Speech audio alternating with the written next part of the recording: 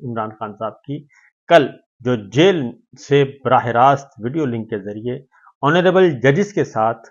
बहस हुई, मुकालमा हुआ, गपशप हुई, उसके बाद जाती उमरा बड़ा परेशान है, बल्कि इंतहाई परेशान है। और वहां पे सफ़े मातम बिछी हुई है, क्योंकि उन्होंने एक खेल खेला था और उस खेल के मुताबिक आगे बढ़ना चाह रहे थे। और कल फिर तस्वीर भी जारी की गई और उनका ख्याल था कि हम तस्वीर जारी करेंगे जेल की और बताएंगे कि ये मुलाकातें हो चुकी हैं और इमरान खान साहब बहुत ही वीवीआईपी तरीके से रह रहे हैं, अय्याशी कर रहे हैं, तो हमारा काम हो जाएगा और इसका बहुत अच्छा इम्पैक्ट होगा। इमरान खान साहब की तस्वीर खराब हो जाएगी और उनके बारे में कीचड़ उछाला जाएगा। पहले से नैरेटिव तैयार किया हुआ था और प्रॉक्सीज के जरिए माउथ पीस उनको तैयार किया हुआ था और एक बाकायदा तौर पे मैसेजेस तैयार थे और उसके अकॉर्डिंगली पहले से दायरे लगा के तस्वीरों को रखा हुआ था। और ये सारा काम कल एक प्री प्लान, एक प्लानिंग के तहत किया गया था और मंसूबाबंदी के था। लेकिन हुआ ये कि जैसे ही उन्होंने ये तस्वीर जारी की, उसके बाद ये तस्वीर उल्टा उनको गले लग गई और उनको पड़ गई। और उसके बाद जो पाकिस्तान के अवाम ने सोशल मीडिया पे जो उनके साथ किया, वो अभी तक सिलसिला जारी और सारी है, क्योंकि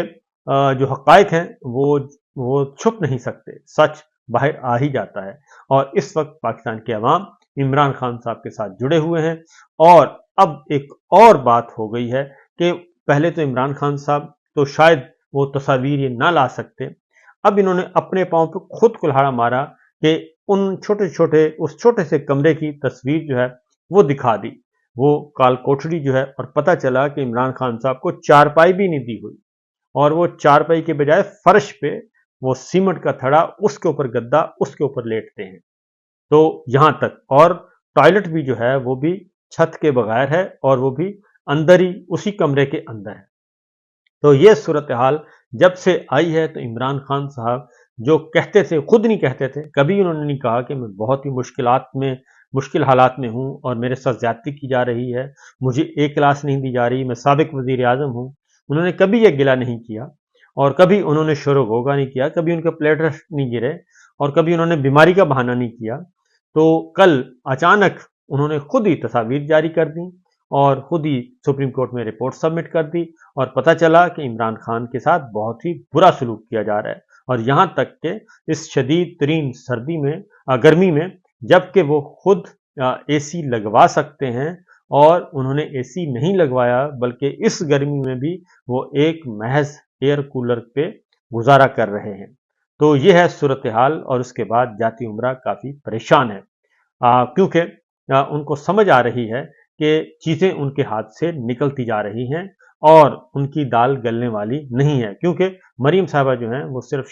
अपनी कैमरा शूटिंग कर रही हैं और 6-6, 5-5, 7-7 कैमरे हैं और वो सारा दिन वो एक टिकटॉक के लिए मटेरियल तैयार किया जाता है और मटेरियल तैयार करके उनको फिर आगे बढ़ाया जाता है। तो बहरहाल ये जो उनको लाने वाले हैं वो भी ज़रा आप सोच रहे हैं कि हमने क्या क्या तोहफे जो हैं वो लेके आ गए हैं, जो हमारे लिए बदनामी का सबब बन रहे हैं, हमारे लिए मुसीबत खड़ी करती है। बहरहाल देखते हैं कि उनको कब ये ख्याल आता है। बहरहाल सूरत हाल ये है, इमरान खान साहब ने जी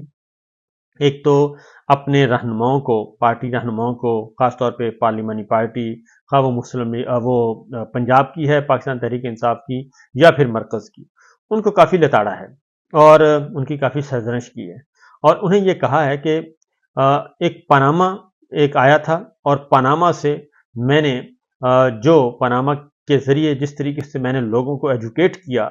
और पाकिस्तान के अवाम को बताया कि ये पनामा है क्या और कितनी प्रॉपर्टीज पाकिस्तान की लूट से बाहर गई हैं। और अगर उन्होंने कहा कि मैंने वो शऊर दिया लोगों को और उस शऊर की वजह से लोगों ने समझी हमारी बात, लेकिन अब दुबई लीक्स आई, 11 अरब डॉलर की पाकिस्तान से बाहर चले गए, मनी लॉन्ड्रिंग के जरिए गए, कैसे गए अभी तक कुछ पता नहीं। और यहां से बाहर जाता है पैसा, वहां पे प्रॉपर्टीज बनती हैं, 11 अरब डॉलर की जायदादें पकड़ी गई। लेकिन उन्होंने कहा कि पार्टी ने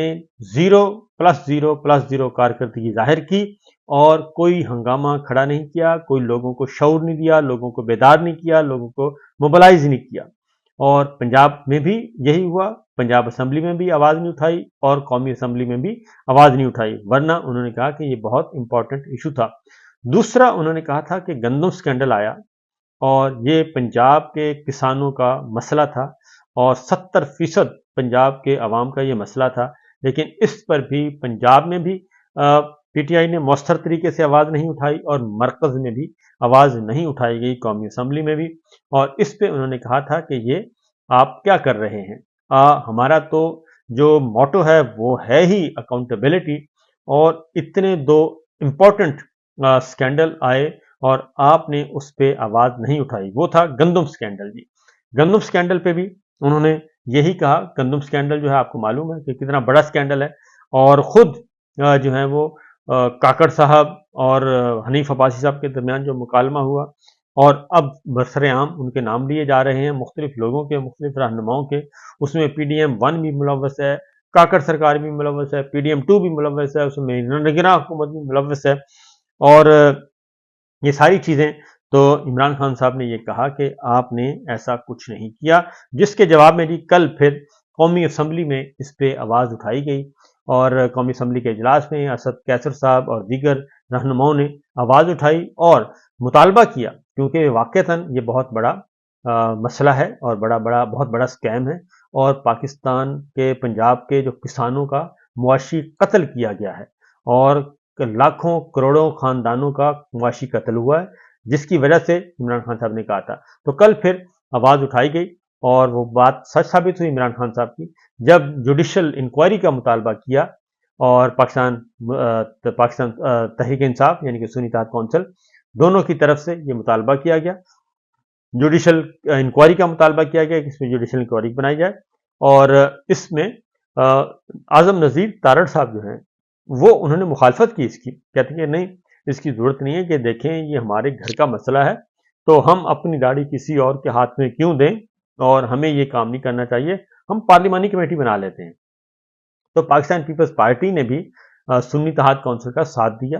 اور پی ٹی آئی کا ساتھ دیا، اور انہوں نے کہا کہ چلیں جی آپ جوڈیشل انکوائری نہ صحیح آپ پارلیمانی کمیٹی بنا دیں، لیکن اس کا بھی وقت مقرر ہونا چاہیے۔ تو عمران تارڑ صاحب نے، اعظم نذیر تارڑ صاحب نے مخالفت کی کہ جوڈیشل انکوائری نہیں ہونی چاہیے۔ اس کے بعد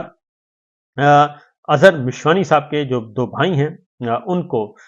وہ لاپتہ ہیں، مسنگ پرسنز میں شامل ہو گئے ہیں، ان کا نام کر دیا گیا جی، اور دونوں پروفیسر ہیں، شعبہ تدریس سے منسلک ہیں، پروفیسر مظہر ہیں اور پروفیسر ظہور مشوانی ہیں، اور ان کو گزشتہ رات گھر سے اغوا کیا گیا، اٹھایا گیا ہے، اور اب باقاعدہ طور پہ ہائی کورٹ میں پیٹیشن فائل کی جا رہی ہے، اور پاکستان تحریک انصاف کی طرف سے بھی مطالبہ کیا گیا ہے لاہور ہائی کورٹ کے چیف جسٹس سے اور چیف جسٹس پاکستان سے کہ فوری نوٹس لیا جائے اور تعلیم و تدریس سے وابستہ دونوں غیر سیاسی شخصیات ہیں ان کی فوری طور پہ بازیابی ہونی چاہیے، اور جنگل کے قانون کی ملک جو ہے وہ جنگل کے قانون کی گرفت میں ہے۔ کل عمران خان صاحب نے بھی کہا تھا کہ ملک میں غیر اعلانیہ مارشل لا لگا ہوا ہے، کسی کی جان مال آبرو محفوظ نہیں ہے، کسی شریف اور بے گناہ شہری کی جان مال عزت اور بنیادی حقوق محفوظ نہیں ہے، اور اجتماعی سزا کا ہتھ کنڈا آج کی مہذب دنیا کے لیے بطور جنگی ہتھیار بھی قابل قبول نہیں، مگر جنگل راج حیوانیت کی گہرائیوں میں اتر کر ہر وحشت آزمائی جا رہی ہے۔ پاکستان تحریک انصاف کا حصہ ہونے کی بنا پر پہلے اظہر مشوانی کو جبراً لاپتہ کیا گیا، اور پھر پروفیسر ظہور مشوانی کو کم و بیش 5 مہینے تک جبراً لاپتہ رکھا گیا، اور اس سے پہلے اظہر مشوانی کے والد بزرگوار کو بھی ہر قسم کے شرم و حیا اور قانون کو بالائے طاق رکھ کر اغوا کیا گیا، اور اس فسطائیت کے محرکات پوری قوم کو معلوم ہیں، اور یہ تحریک انصاف سے وابستہ افراد کو نشانہ انتقام بنانے کے مکروہ سلسلے کا حصہ ہے۔ لہذا معزز عدلیہ خصوصاً لاہور ہائی کورٹ اور سپریم کورٹ کے چیف جسٹس صاحبان